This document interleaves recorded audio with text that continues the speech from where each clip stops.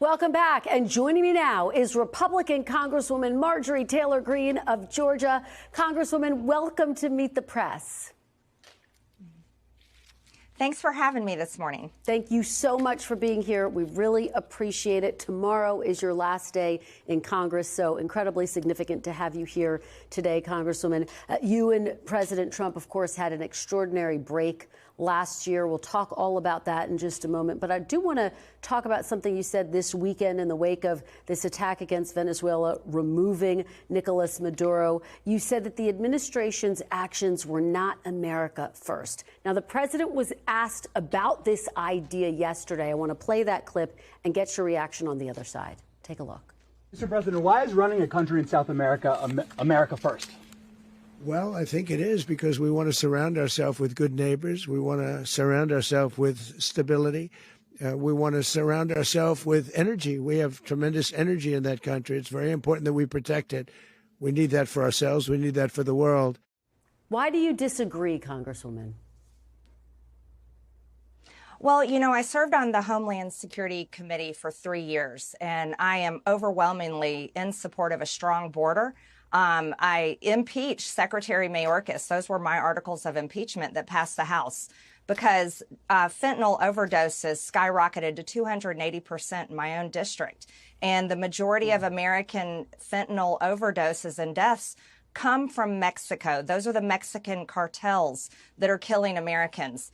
And so my pushback here is if this was really about narco-terrorists and about protecting Americans from cartels and drugs being brought into America, the Trump administration would be attacking the Mexican cartels. Now, I am not defending Maduro, and of course, I'm happy for the people of Venezuela to be liberated, but Americans celebrated the liberation of the Iraqi people after Saddam Hussein. They celebrated the liberation of the Libyan people after Gaddafi, and this is the same Washington playbook that we are so sick and tired of, that doesn't serve the American people, but actually serves the big corporations, the banks, and the oil executives.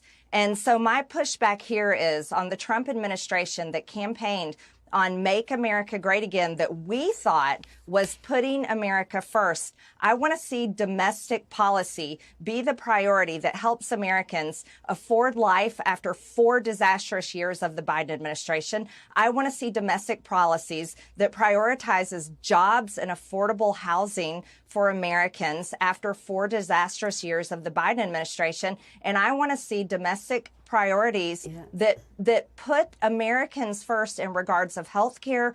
Health insurance costs too much, car insurance, home insurance. And these are issues that matter to Americans. We don't consider Venezuela our neighborhood. Our neighborhood is right here in the 50 United States, not in the Southern Hemisphere. Well, let me ask you, because President Trump says he gets to decide what America first means.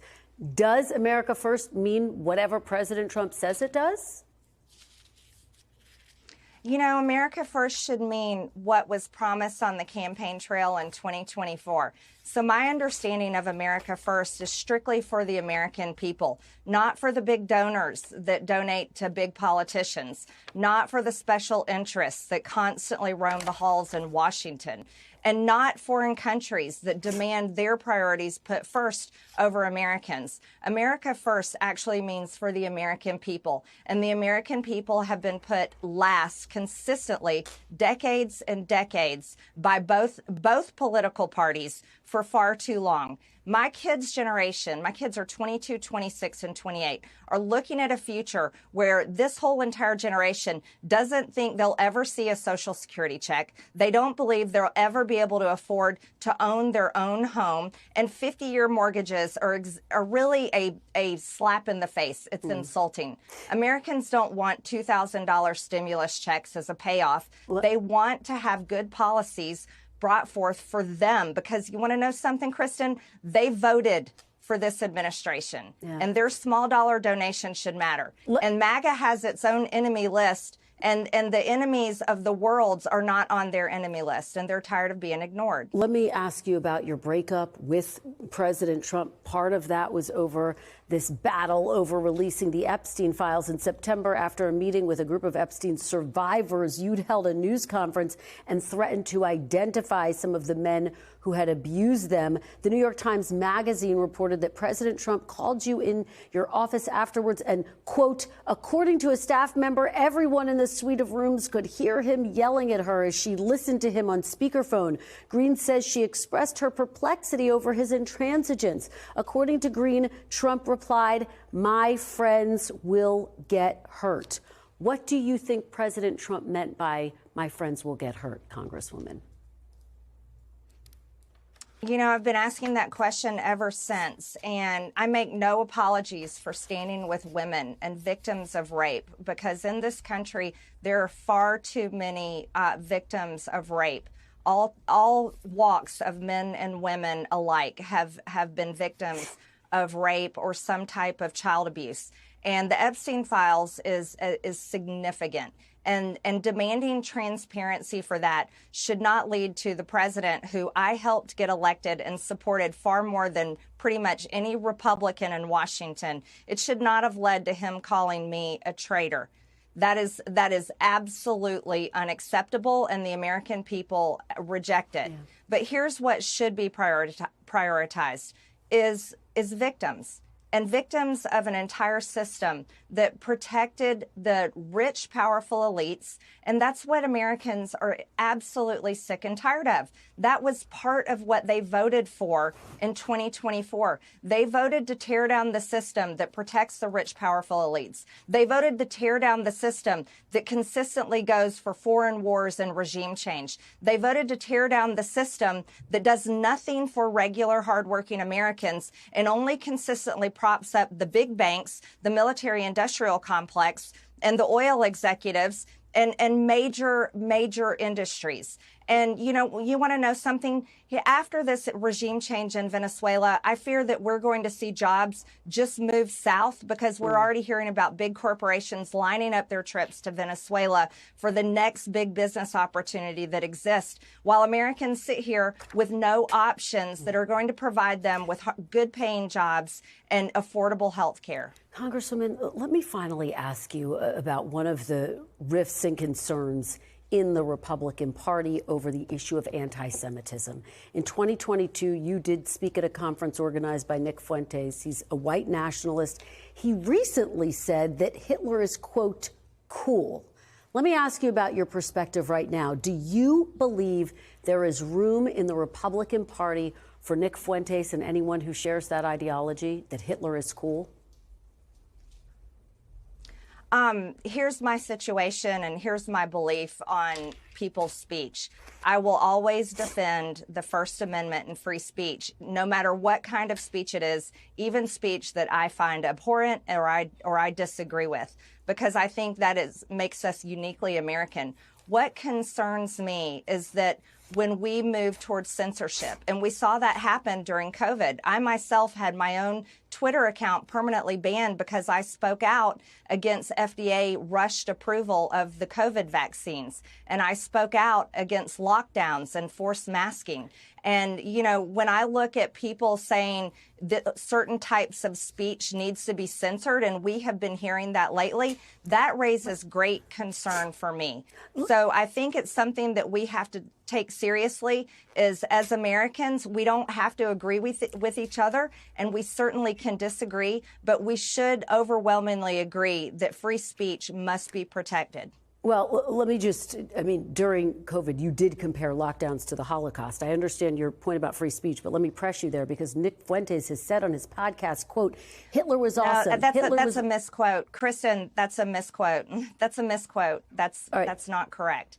I compared vaccine cards, being forced to take a vaccine in order to be able to keep a job or buy or sell or be able to be admitted to restaurants. I compared that. I was not comparing. The Holocaust was horrible. I'm not comparing anything to that. Let me just ask you, though, because Nick Fuentes has said on his podcast, Hitler was awesome. Hitler was right. The Holocaust didn't happen. He also participated in the Charlottesville rally where demonstrators chanted, Jews will not replace us. Senator Ted Cruz says this is a time for choosing. He says if you're embracing someone who says Hitler is cool, you are complicit in that evil. Do you think Ted Cruz has a point that you'd be complicit in that evil to support or in any way fail to denounce what Nick Fuentes has said? Kristen, I don't know Nick Fuentes. I don't even have his phone number. He doesn't have my phone number. I spoke at a conference of his because it was largely attended by young Americans, and I care about that generation, and I went there to talk directly to them. So I really am not familiar with what Nick Fuentes says, whether it's on social media or his podcast. Nor do I pay that much attention to Ted Cruz. He routinely attacks me. The things that I focus on is the needs of the American But should he be embraced in the Republican Party, Congresswoman? Is there room for him in the Republican Party? Kristen, I don't think that this is about the Republican Party, and it's not about Nick Fuentes. I see this about free speech. And I'm going to sit here and tell you over and over again, I defend the First Amendment. I will defend free speech, whether I like the speech, agree with the speech, disagree with the speech, hate the speech. I'm going to defend it because I can point to many other people in the Democrat Party that I completely don't like their speech. I can point to members of the press that have written horrific stories that I think are lies, and I can say, I don't like that speech, but I still defend free speech, and I still defend the press having rights to publish stories, because I think that's how you hold the government accountable. And I want a press that tells the truth to the American people, not slants it or paints it one way, but strictly publishes the truth. And that's what Americans really want. So I'm not going to engage in weighing in on who deserves to be where. I'm going to strictly tell you I will defend free speech at all costs. Congresswoman Marjorie Taylor Greene, again, thank you for joining us right before your last day in Congress. We'll track your political future or any future very closely. Really appreciate it. We thank you for watching, and remember, stay updated on breaking news and top stories on the NBC News app or watch live on our YouTube channel.